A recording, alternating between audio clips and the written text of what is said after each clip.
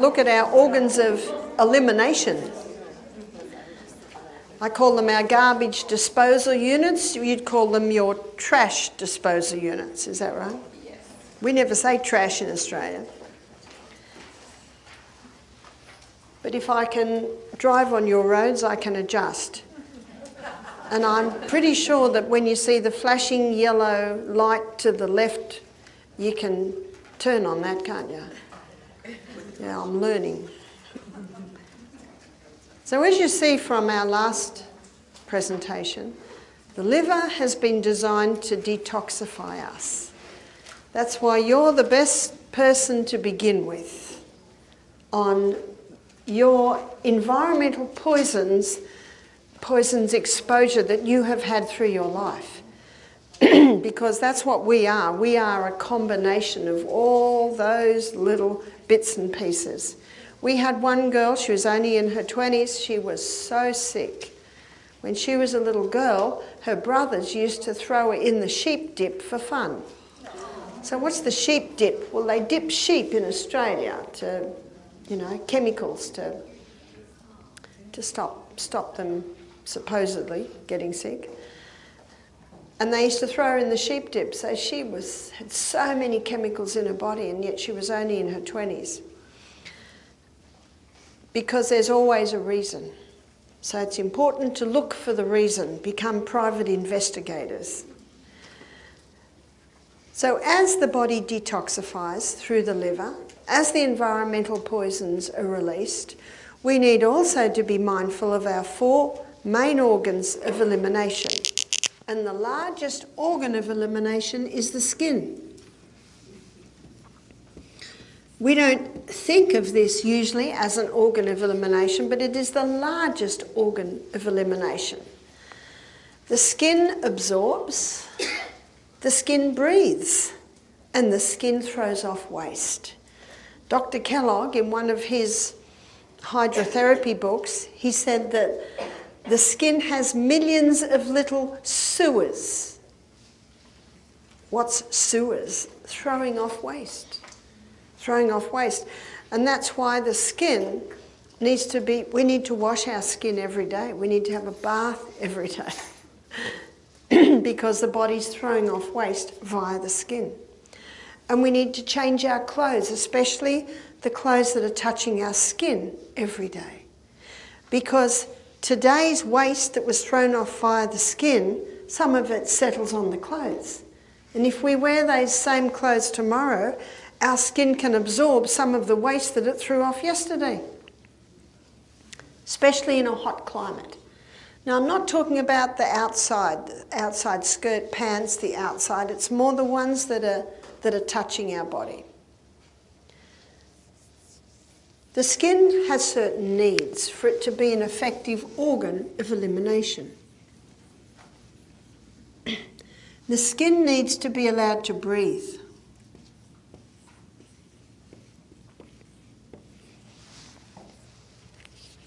In fact, if the skin is totally covered, the person can die. And there's the very sad story of the little girl who was painted gold for a play and she died. And when they filmed Goldfinger, the James Bond movie, they painted the model gold, filmed her, took that off, then painted the back and filmed that because they knew they couldn't cover her whole skin or she would die. There's an American show, it's on television in Australia, it's called Mythbusters. You've heard of Mythbusters? It's not a show I really watch or ever watched, but my son was watching it one day and I noticed that they were going to expose the myth that you can't cover your whole skin or you would die. So they started to paint this guy, and when they got a little more than halfway painting his body, he almost went into a cardiac arrest. And the film crew and the behind-the-scenes guys ran onto the set and started peeling this paint or whatever they'd painted him with. Well, that wasn't a myth that they were busting. That was a truth, that you can't cover the whole of the skin because the skin must breathe. So be very mindful of what touches the skin. Remember, it breathes, but it also absorbs. And it also throws off waste. So it is one of our organs of elimination. So when I say allow it to breathe, be very careful of what you put on your skin. You really need a magnifying glass to read the fine print in the moisturisers that many people use. I was just talking to a lady recently and I said, when I'm in Colorado, that's the only time I ever need to put something on my skin. It's really dry there. And my hair seems to stand out almost like a scarecrow the whole time. It's so dry. And all these little bits that usually just hang a little bit, they just stick out like this. It's the only time because usually my skin is moist. What oils do I put on my skin? I don't put anything on my skin. But I'm well hydrated. Hydration is important for the skin.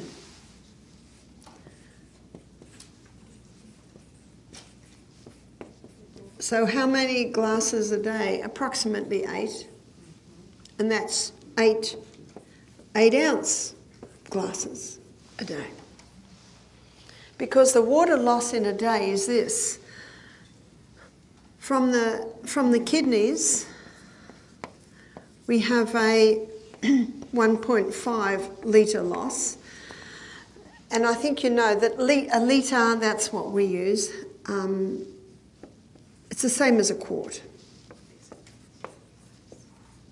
So 1 litre is 4 8-ounce glasses, that's a quart. So you lose 1.5 litre from the kidneys as your urine, and from the skin, you use 0.5 of a litre loss. Now, if you're working out in the garden and you're perspiring a lot and it's a hot day, you might lose even 0.8 of a litre loss. From the colon, it's a 0.3 of a litre loss.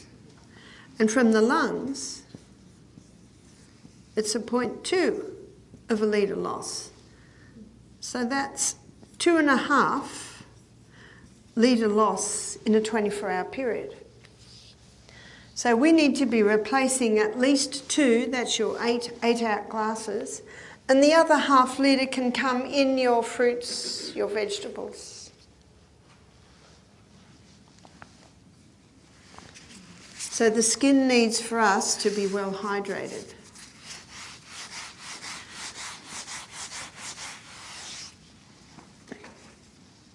So I want to go back to breathe for a moment. Be careful what you're putting on your skin. I mentioned water because that's one of the best ways to keep the skin nourished, is to be well hydrated. I do recognise that some people have been born with drier skin, and the best creams for the skin would be coconut oil, or what really softens the skin is castor oil. Now, some people don't like coconut oil because it's sticky, but within a few minutes it's absorbed. And some people really don't like the castor oil because it's ultra sticky, and it will absorb through, but it might take half an hour. And most people say, I haven't got half an hour. So they are some of the best oils for the skin. But be very mindful of the fabric that touches the skin. So there are 3 chemical fabrics that are made out of plastic, and that's polyester and acrylic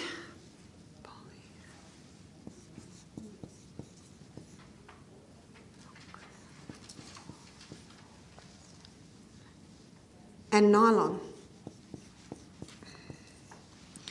So these are really chemical fabrics. Now, I don't mind if I have a fabric that is mostly natural fibre and maybe has a little bit of that in. Now, men, it's not usually a problem. They have cotton underwear, cotton undershirts, cotton jeans, cotton shirt. It's the ladies who like the pretty things. And I challenge you, try and find a bra and underwear that's made out of natural fibre. So I'll tell you a funny story. I was in Idaho in 2021 and I was in a Trader Joe's and I saw this whole stand that had the Brandy's Booty, and it had underwear, leggings, singlets, petticoats, all made out of bamboo. And the bamboo is called viscose. So I'll have to tell you, I went a bit berserk. I bought a whole lot of stuff. I was so excited to find all of these underwears made out of bamboo. And I got home and I was taking the packaging off and I read the fine print, made in Australia.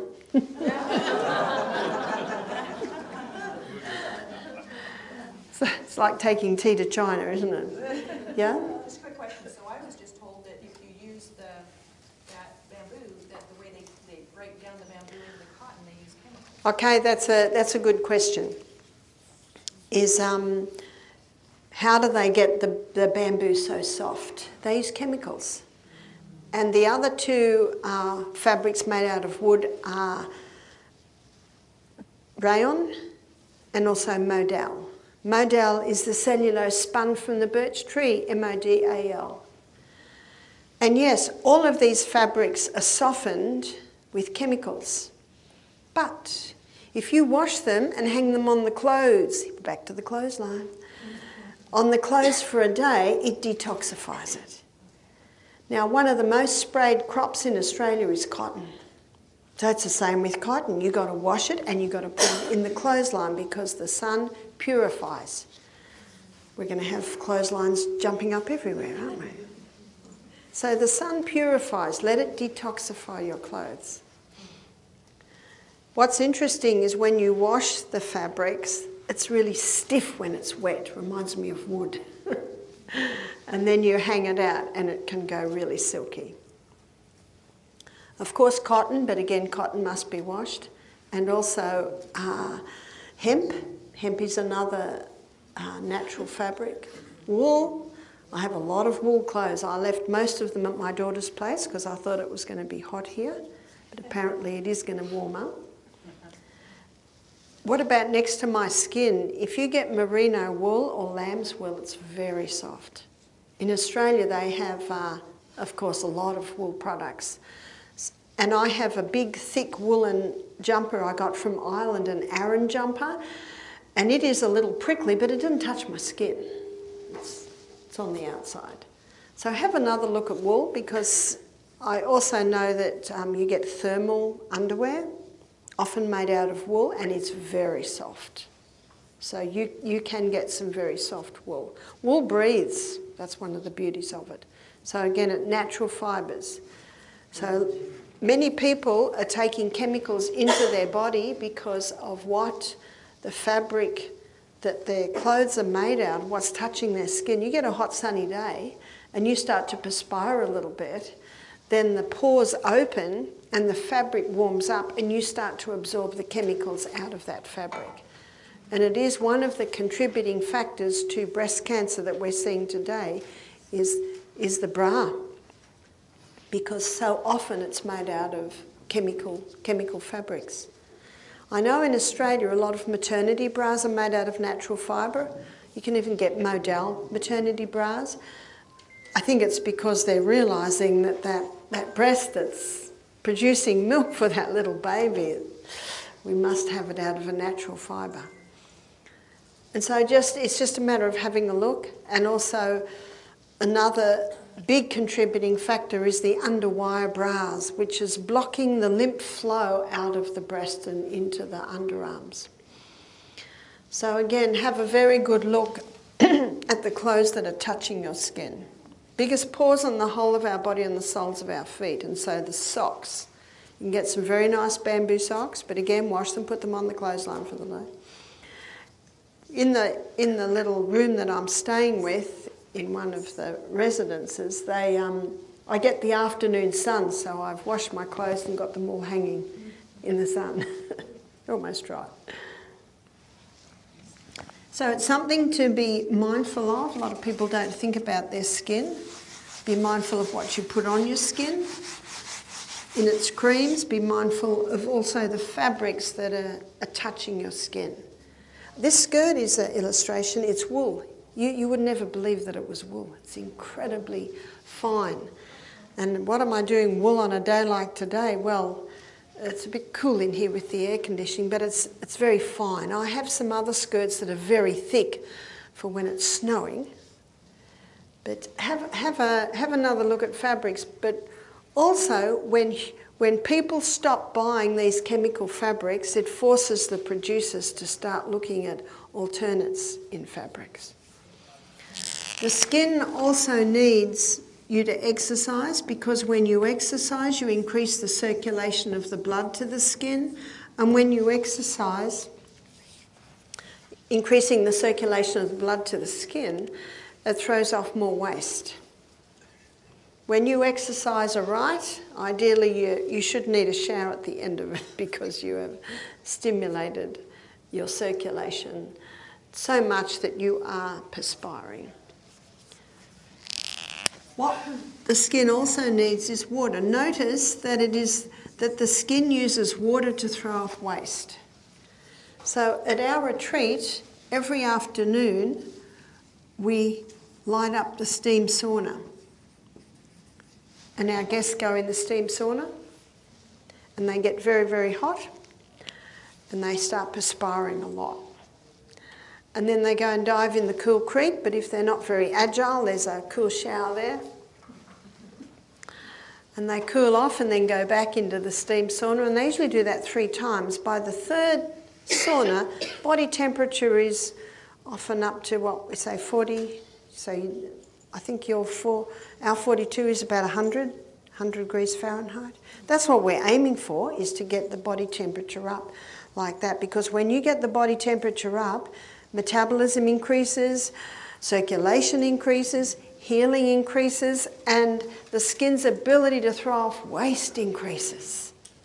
We say to our guests, you'd be shocked if you'd scrape up your perspiration and test it and see what's in there. Whew.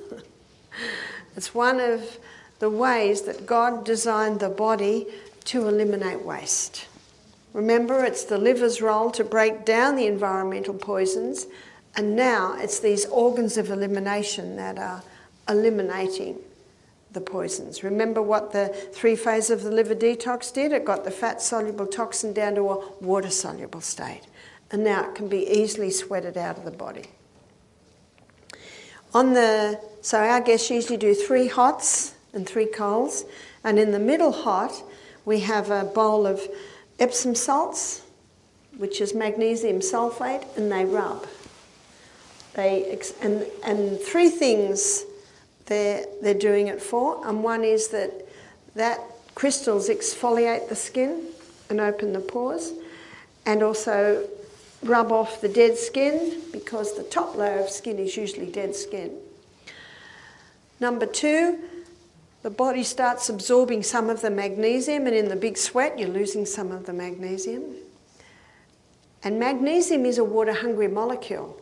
So when you rub the Epsom salts on your skin, as a water-hungry molecule, it's going to pull more perspiration out of you, which means more waste is coming out of you.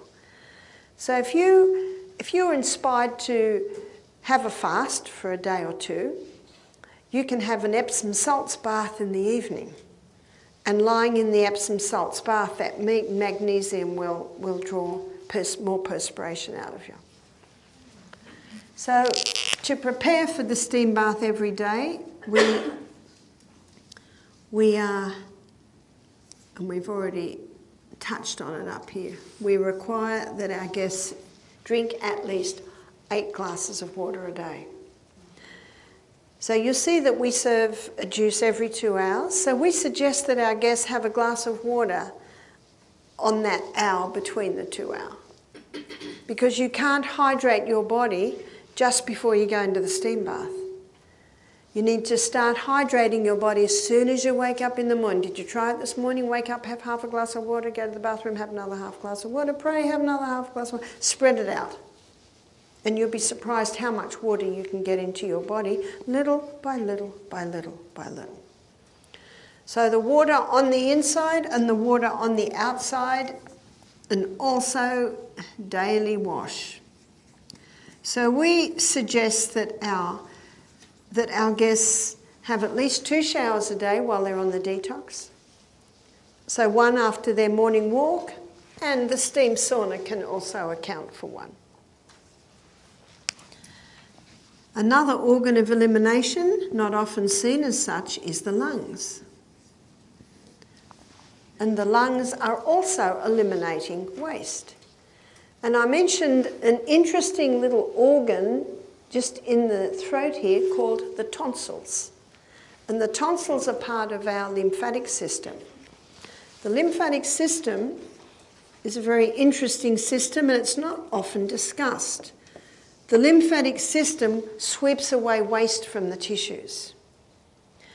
And the lymphatic system is like little canals all through the body, and these little canals have gates. And they're one-way gates taking waste away from the tissues. And that waste can be dumped into something called the Peyer's patches. And the Peyer's patches are little lymphatic nodes that are in the colon. And of course that can be easily released out with the daily evacuation. But the other lymphatic organ that's in the throat is the tonsils. And the tonsils throw waste straight out. These are the only 2 lymphatic vessels that throw waste straight out. The other lymphatic little canals, what they do is they take the waste into the nodes. So you've got lymph nodes in your neck, you've got lymph nodes under your arm, you've got lymph nodes in your groin. And there are lymphocytes in there that are a type of white blood cell. Then the waste is put into the blood, and then it's either sweated out or breathed out, or we'll look at kidney and colon as well. But the tonsils, it's thrown straight out. And that's why on your morning walk, you might cough up a thing or 2. Rejoice, that's just come from your tonsils. Because your tonsils are taking the waste out that your lymphatic system dealt with. So they're a great organ, but if a person has an allergy, their tonsils are going to get overworked. So it makes no sense to take the tonsils out. What we should be asking is, why are the tonsils overworked? And the tonsils can be overworked because the person is breathing in chemicals or breathing in moles, or they're eating food that the person has an allergy to.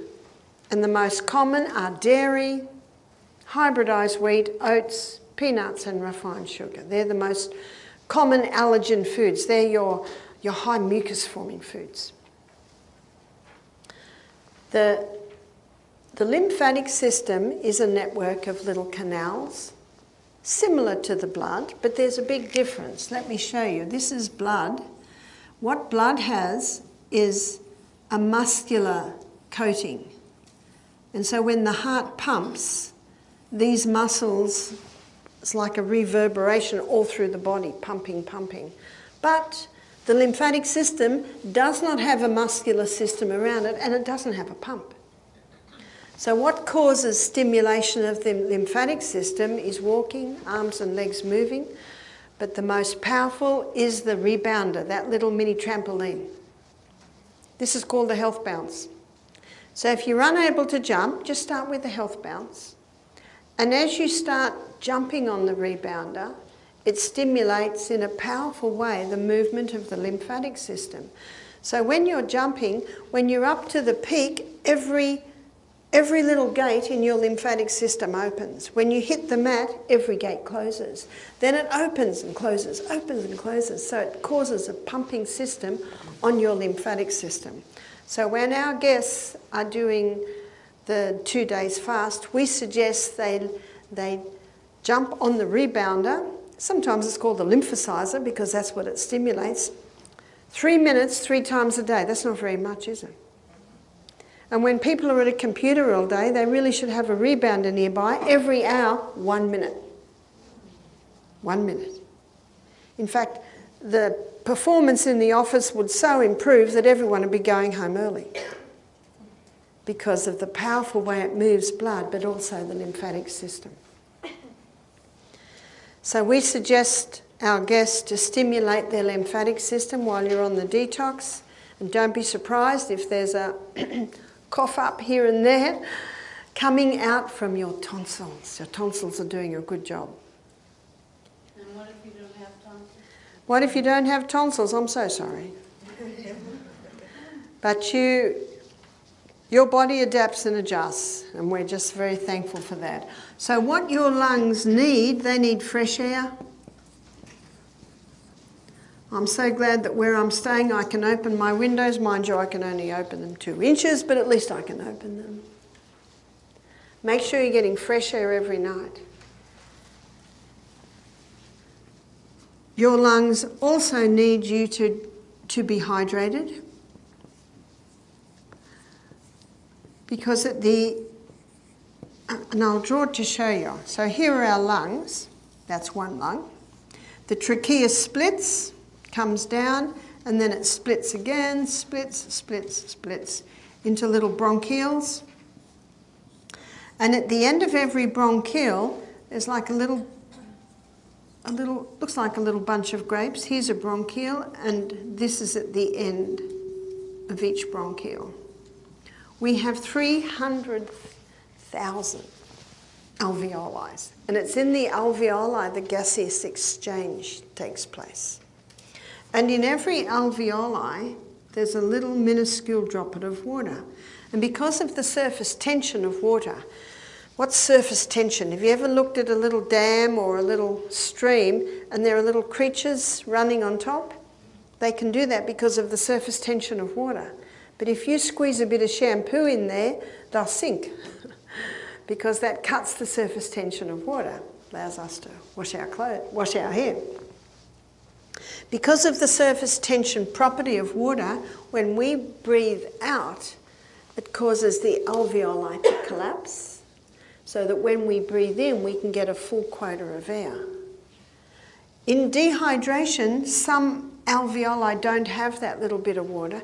They don't totally collapse, which means they don't get rid of all their carbon dioxide, which means when the person breathes in, they're not getting their full quota of air. So you can get more oxygen into your lungs, into your body, by being well hydrated.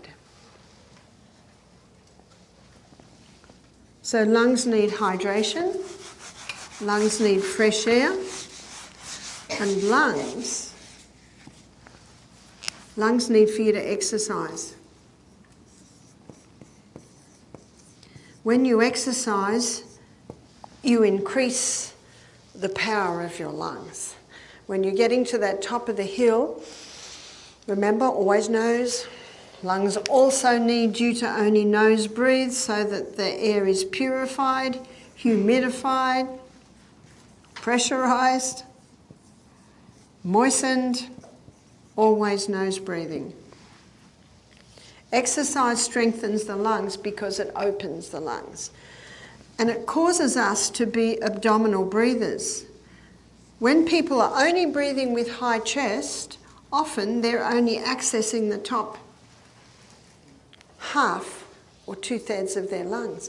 That means down here is not getting this air in and out.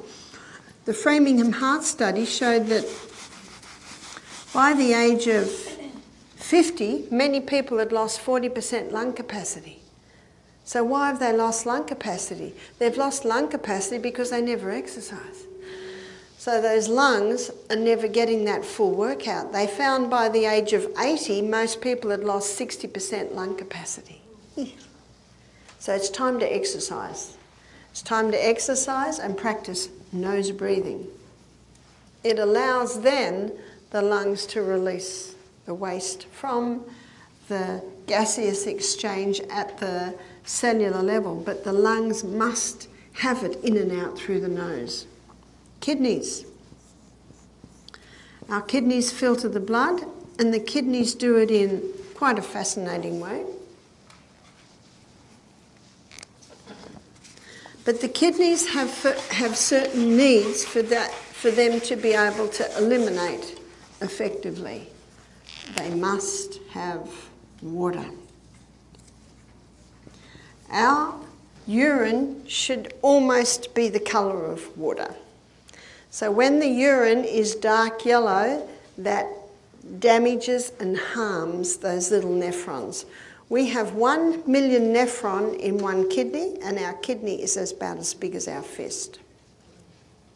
So be kind to your kidney and drink water, but don't drink a lot of water at once. Take it in little by little by little by little. And whole salt. The whole salt is necessary because the more water we drink, the more water we lose, and when we lose that water, it's taking minerals out. Celtic salt contains 82 minerals. So I'll give you a comparison here. So Celtic salt, 82 minerals. This is definitely a whole salt. And Himalayan salt has 75 minerals. So ideally we use the Celtic salt, and if the only salt you can get or have is Himalayan, it's almost as good. Whereas the salt you buy on the supermarket shelf has 2 minerals, sodium chloride. So we need the whole salt. The kidneys also need to be kept warm.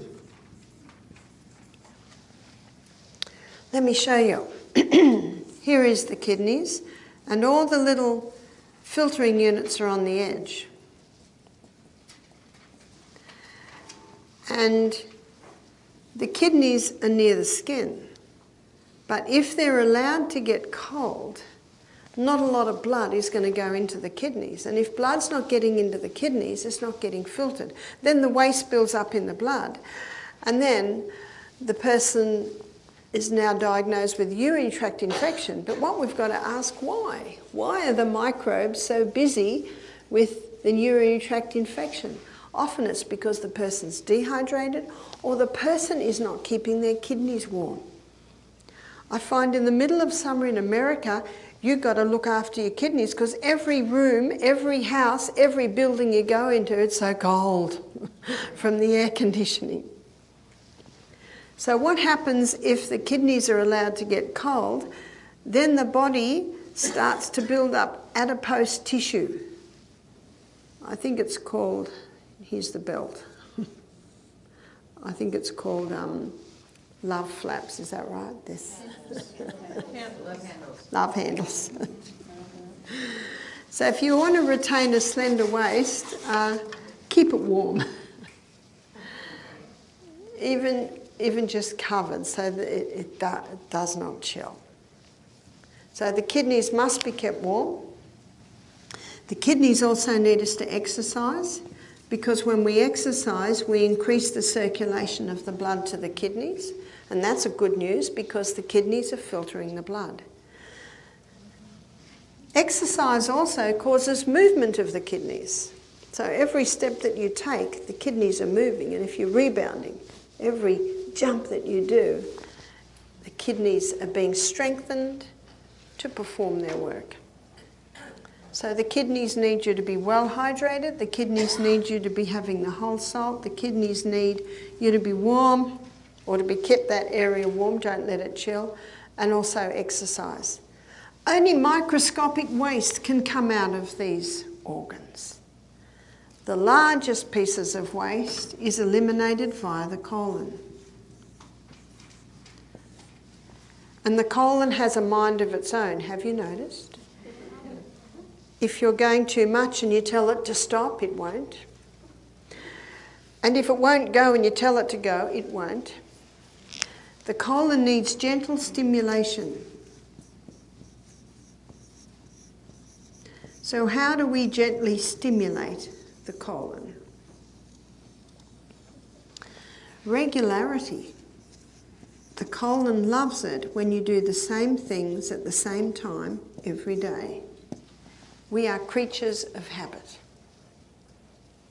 So we should be eating at the same time every day, because even though our gastrointestinal tract is about 10 metres, so that'd be your 10 yards long, and it seems a long way from eating to evacuating at the other end, but when the stomach is stimulated, it causes peristalsis all the way down through the small intestine and the large intestine. And it loves you doing the same things at the same time every day. And when you do the same things at the same time every day, you can almost predict when evacuation time is going to be. And that's handy because we're busy, we're working, we're doing different things. So regularity is important. Also hydration. One of the main functions of the colon is to take water out so stools are formed. So this is the colon.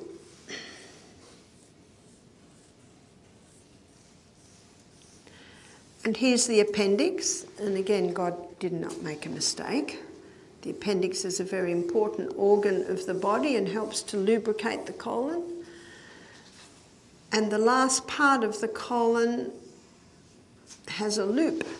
And that loop is held up by a muscle. But regarding hydration, one of the main functions of the colon is to take water out so stools are formed.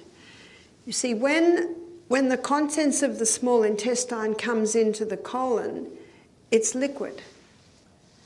And so as it goes through the colon, the water's taken out to form stools, and then the evacuation happens. If the person's dehydrated, more water gets taken out than should be taken out, and then we can be left with cement and rabbit pellets. The colon also needs the right position. What do I mean by position? So let's have a look at the person sitting on the throne doing the daily evacuation. Sitting in this position, this last part of the colon, which is held up by a muscle called puborectalis remains taut. It's a muscle. Things can still get through, and we know they can get through. But if the person, when they're sitting on the throne, has a stool in front of them, so that when they're sitting on the throne, they're in the squatting position, puborectalis relaxes. And when puborectalis relaxes, it causes the colon to open right up. And so the contents of the colon can be passed with great ease. So when I was in Africa, Tanzania, only 5 weeks ago, I went into their bathroom and there is a hole in the ground or in the floor. It's all tiled and it's a flush toilet. And also when I was in Singapore, I saw the same thing. And when I was in India, I saw the same thing. So many countries traditionally, the way they go to do their daily evacuation is squatting. Science now shows us it is the best way to do the daily evacuation because this muscle called puborectalis relaxes when the knees are up, allowing the colon to empty with much greater ease. But not only that, it takes pressure off the anus. And if this person here hasn't been for a day and they decide to help things along a bit and strain, all the pressure goes here and something has to give. It's called hemorrhoids. It's not a very pleasant experience. When I was working in the operating theatre, we did a hemorrhoidectomy. What the surgeon does is he gets a suture line, ties it around the neck of the hemorrhoid and just cuts it off with scissors. And I think, how's that person going to feel when they wake up? By the way, how's that person going to feel when they do their first evacuation? Torture's alive and well. And because it's so painful, they take painkillers. And what does painkiller do to the colon? Dehydrates even more. It sounds much easier to go to Bed Bath and Beyond and buy yourself a squatty potty, which is a little stool that sits around the toilet and allows us to mimic the squatting position with our daily evacuation. So squatting can help prevent hemorrhoids. Squatting can also help to heal from hemorrhoids. So it's a great way to protect the colon, is to get into the habit of squatting. The colon also needs daily exercise, because when we exercise, we increase the circulation of the blood to the colon, and when we exercise, we also cause movement in the colon. So daily exercise is important for the proper functioning of the colon. The colon also needs us to relax. I'm a colonic irrigation therapist. I was taught colonic irrigations many years ago. My teacher's dead now. She was 90 when she taught me. She used to say, tight mind, tight colon. So it's important to relax. One lady said, it just annoys me when my husband takes a book to the toilet. I said, you've got to take a book. Relax. And when you relax, it relaxes the colon. The Bible says it's in Proverbs 22 verse, 17:22. Proverbs 17:22 says, a merry heart doeth good like a medicine, but a broken spirit dries up the bones. I'd like to suggest that a broken spirit dries up the colon. Relax. See, I've got a book at home that I'm halfway through reading. It's called The Second Brain, and it's about the colon. The colon also needs fibre, because what fibre does, it massages the colon, it sweeps the colon. And all plant foods contain fibre. The only plant foods that don't contain fibre are your refined foods that have had the fibre taken out of them. So you see the structure of the colon. It's got little corners, little grooves, and it needs to be swept every day. So what fibre does is it sweeps the colon, but what fibre also does is it stimulates peristalsis through the colon. So when we eat, that peristalsis all through the gastrointestinal tract is stimulated. And often we have 3 meals in our gastrointestinal tract at one time. And that's why when we eat breakfast, usually the day before's meal is evacuated. And when we eat lunch, maybe the breakfast is evacuated. We should be evacuating, ideally, a meal. The transit of a meal should take 16 hours. But in a study done on Americans, they were found that they were evacuating twice a week. So what's happening is waste is building up in here. And remember, the microbes, the microorganisms come along to clean up the waste, and etc., etc. So it's important to make sure your organs of elimination are eliminating effectively. Also, the population of the colon has a lot of microbes, so cultured foods are important. And cultured foods contain what's often called the friendly or the healthy flora, Lactobacillus acidophilus, bifidus bacterium. So it's a good idea to include cultured foods like sauerkraut, miso, yogurts, kefir. Your cultured foods help to keep the colon populated, in fact the whole of the small intestines as well, with the healthy or the friendly flora.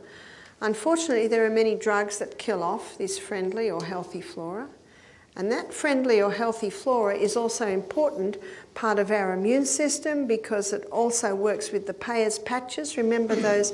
They're like little little nodules like this that are they're mostly in the large intestine, but they are also some are found in the small intestine. And that's why your healthy flora in the gut is so important for your immune system, because these patches have lymphocytes in them. There's your white blood cells. And your lymphocytes are like the scout. They're scooting around through your blood, through your tissues, looking to see if there's any problems. And also part of your lymphatic system, releasing waste. So ideally, a meal should not be inside more than 24 hours. Because not everyone's colon is functioning optimally. 2 intakes of food should equal 2 evacuations. 3 intakes of food should equal 3 evacuations. And again, our colon has a mind of its own. But you can gently stimulate it. And also, as I mentioned yesterday, promptly answer nature's immediate call. When the body says go, we must listen. We must listen to every part of our body, every function. So only microscopic waste can be eliminated via the skin, the lungs and the kidneys, but the largest pieces of waste are eliminated via the colon. It's one thing to give the liver the right conditions so that it can break down our environmental poisons, but the next step is to ensure that our organs of elimination are given the right conditions so that they can effectively throw off the waste. No good to clean the house and keep all the trash at the doorway. So the organs of elimination are vital. And there is another organ of elimination for women, and that is the uterus. What we have found, if a woman is having her periods when she's doing the detox, often her periods are heavier. So she's eliminating waste in that way. And I'll be talking about the hormones, I think, on Friday night. There's another even smaller organ of elimination called the tongue.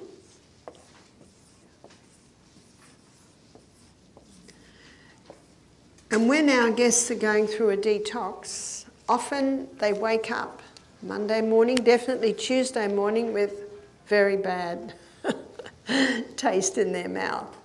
And what they want to do is clean their teeth. But I don't suggest cleaning the teeth in the morning, because there's a little bit of B12 in your mouth in the morning. So when you wake up, that's the best time to have your water and get that B12 down. But there is a way to clean the tongue. It's called oil pulling. Dr. Bruce Fife, who's written many books on coconut oil, he's got a whole book on oil pulling. What's oil pulling? It's putting a spoonful of coconut oil in your mouth and then swishing. Swish, swish, swish. You might swish for 10 seconds, rest for 10 seconds, swish for 10 seconds, rest for 10 seconds. And usually you would oil pull for at least 10 minutes. If you've got time and you're able, you might go 15 minutes. It's called oil pulling because the oil pulls waste out of the tongue. It pulls waste out of the glands under the tongue. It pulls waste out of the blood vessels under the tongue. And so when you're oil pulling, and when you finish, please don't release it down the sink. Do you call it a sink or a plug hole? Call it a plug hole. Because the coconut oil will go solid and you'll block up your plumbing. So please release it in your trash can, or if you've got a yard, release it out on the grass. Take water and rinse your mouth a couple of times and release that out, because that oil will be full of waste. I'll give you an illustration. My son-in-law Matthew, he was lacquering a floor, and he kept all the windows shut because it was a dirt road outside. But he was breathing in this lacquer, which was a little toxic, and when he got home he felt ill from the exposure to the chemicals. And he had an idea. He just heard about oil pulling. So he put the oil in his mouth, swish, swish, swish, and within 1 minute, he could taste the chemicals. He released it out, rinsed his mouth, and did it again. The next time, it took 2 minutes. Now, he did this over 10 minutes, and he did it about 15 times. And by the time 10 minutes was up, he said that there was hardly a taste of chemicals in his mouth. And he felt so much better. So it's a very easy way to get those chemicals out of your body quickly. And of course that was an extreme illustration, but it just shows how effective that oil pulling is at pulling waste out, even pulling the chemicals out of the body. So when our guests are doing the 2 days on juices, we suggest that they oil pull about 3 times a day. I know often, especially if I've been travelling, been flying a lot, I oil pull in the morning, and when I release it out, I always cough up a lump or two, and I say, thank you tonsils for pulling that waste out. I've known people that have had infected gums, bleeding gums, and they oil pull 3 times a day, and within a week their gums are not bleeding or infected anymore. So it's a very simple little thing to do. We're not used to a mouthful of coconut oil, but there's a pathway in my brain now that says it's all right, she's not going to swallow it. She's just swishing. I find the coconut oil is the best. I ran out of coconut oil once and used olive oil, but it was not as nice as the coconut oil. Yes? What about castor oil? I've heard about castor oil. Castor oil is very, very thick. And one of the beauties of coconut oil is it's antimicrobial, it's antifungal, so the coconut oil it's another reason why I think it's one of the best. Yes? Will oil pulling help cavities? Will oil pulling help cavities? It'll help. That's right. It'll help. Our teeth are an illustration of the nutritional status of our body. But it's very good for oral hygiene. As one dentist said, one of the problems with people's teeth and gums today is people don't eat enough hard food, crunchy food. We should be eating apples, carrots, and crunchy food to massage our gums and to massage our teeth. And I think we're looking at child nutrition later in the week, where I'll be showing you that's the best food for baby, crunchy. Get them into the habit from a young age. So oil pulling can be a great way to detox in a simple way. It can be a great way to help with gum hygiene, teeth hygiene, and also help to pull that waste out of the tissues.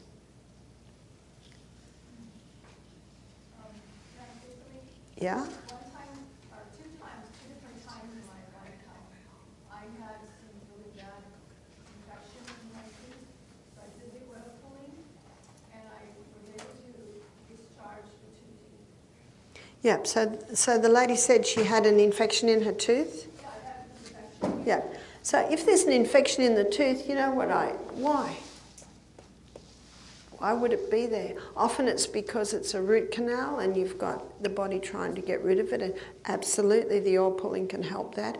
Or maybe it's because there's a bit of decay in the tooth, and so that certainly needs to be investigated if there is. But the oil pulling can certainly help to bring it under control. Are there any questions as we close?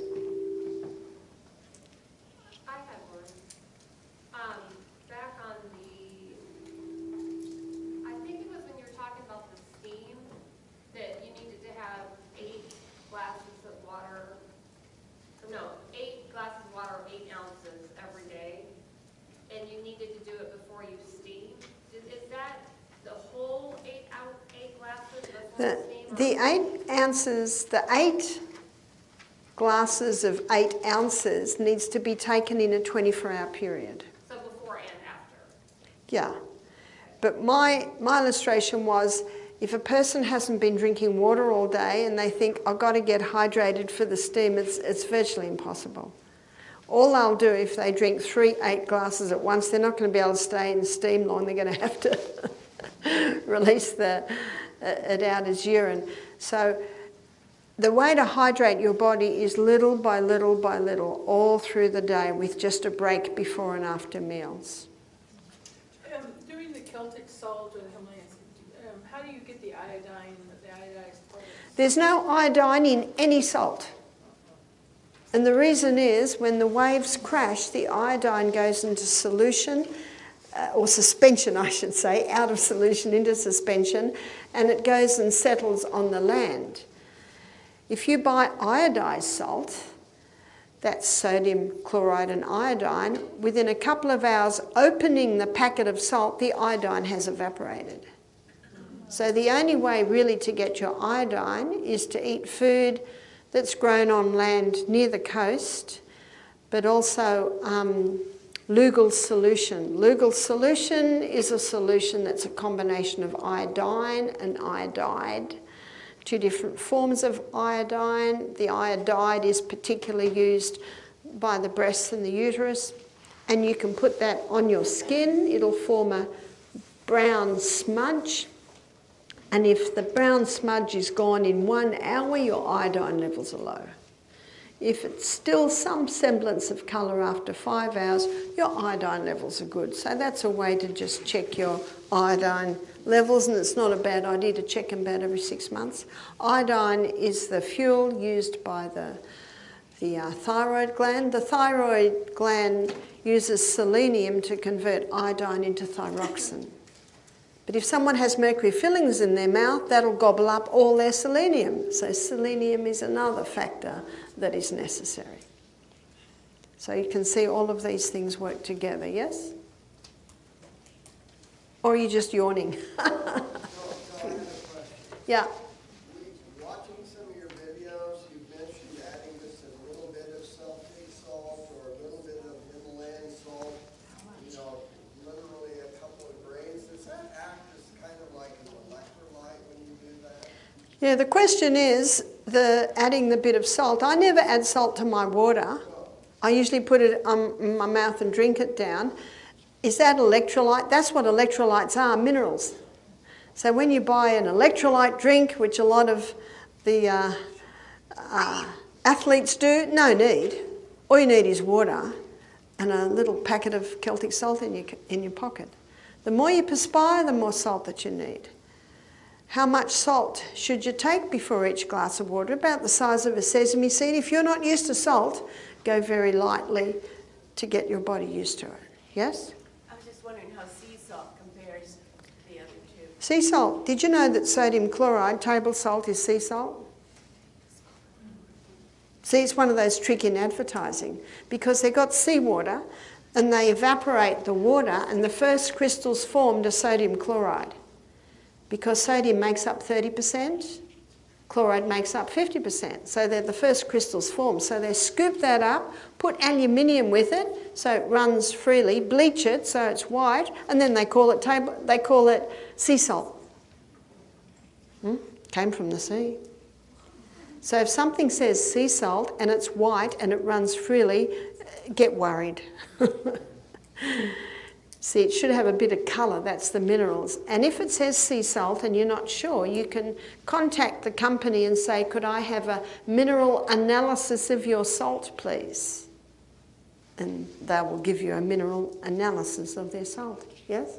Did you say the salt, the grain of salt you should take is with every glass of water? That's what I do. Dr. Robert Thompson, in his book, The Calcium Lie, he says, all you do when you do that is replace the minerals you lost yesterday. Because as we lose moisture out of all of these organs of elimination, we also are losing some minerals, so they need to be replaced. So what foods would give you the iodine if you're not getting it in the salt? What foods would, if the food is grown near the coast, it'll have iodine because it'll be in the soil. How do we ever get that in Nebraska? Well, maybe every home should have a little bottle of Lugol solution. And what's the spelling of that word you're saying? Lupul or I know I've got this strange accent. Walker has Lugal solution. Okay, so you add that to, you just add some, take some of that every day or something? No, you just put it on your skin, and that'll tell you what your iodine levels are like. Right, but if you're low and you need more. Yeah, if it's gone in an hour, guess what you do? Add it every day. Okay, so you use Put it on every day. Okay. Put it on every day until it stays. Then, because if your iodine level is low, it's just going to grab every bit. If you run in 1 hour, you Pardon? take, if it's gone in 1 hour, you take some little solution, and if it's gone in 5 hours, your level's okay. Yeah. What about seaweed? Seaweed. There would be some iodine in seaweed. The problem that I have with seaweed is what's happening in the seas. With what happened in Japan with the nuclear power station shut down. And unfortunately, there is so much secrecy around these nuclear shutdowns, and they don't always tell you the truth. I watched a documentary on the plane. It certainly passed the time because there are about 5 shows in the series on Chernobyl. The secrecy, and don't let the public know some of the things that happen there. And you've also got nuclear testing in the seas. You've also got an incredible amount of waste being dumped into the seas. There is not mercury in seawater because it's a heavy metal. It sinks to the bottom of the sea, but it's the seaweeds and the fish, and especially your prawns, your lobsters, your crabs, they're the vacuum cleaners of the sea. So this is where you get the mercury build up in there. So I keep to the Celtic salt. The waves are constantly purifying it with the beating of the waves. And again, it doesn't have the heavy metals because they sink to the bottom. So what, are there foods that have iodine in? I can't tell you exactly what foods because it all depends where they're grown. And one lady said red clover. Red clover is if it's grown locally. The more the problem is that the chemicals can compete with iodine, especially the bromides. They use bromides in sprays for berries, and how many people have smoothies and put the frozen berries in, and unless they're organic, they have bromide that competes with the iodine. So there are problems there. But you're right, when you live in an internal country right in the middle, it's a good idea to test your iodine levels every 6 months with just the iodine on the inside of the skin, inside of the arms. And what do you need iodine for? Thyroid? Yeah. In the book Iodine, Why You Need It and Why You Can't Live Without It, Dr. Brownstein, he's considered the expert on iodine. Very interesting book, and he shows how underactive and overactive thyroid glands can both be iodine deficiency. Yes? Yesterday you talked about zinc. What does that do with the copper, the balance there? Or When we take zinc in its natural way, which is, where do you get zinc? You get zinc in sesame seeds, sunflower seeds, pumpkin seeds. They're all very high in zinc. Zinc is in grain, but it's locked.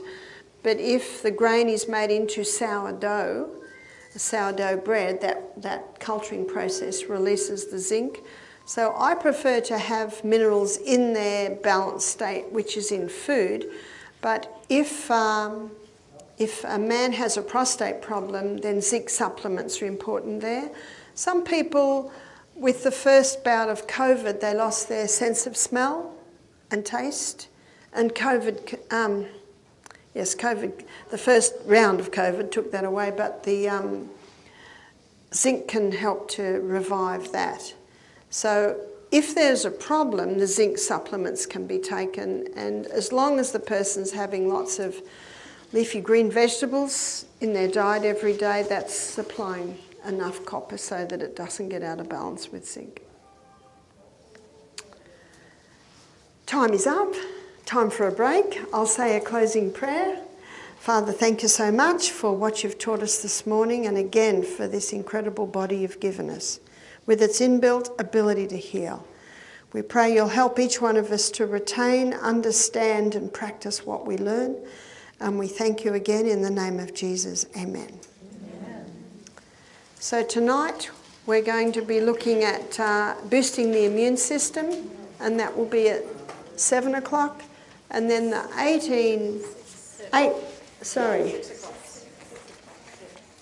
6, that's right. The first one's 6 till 7.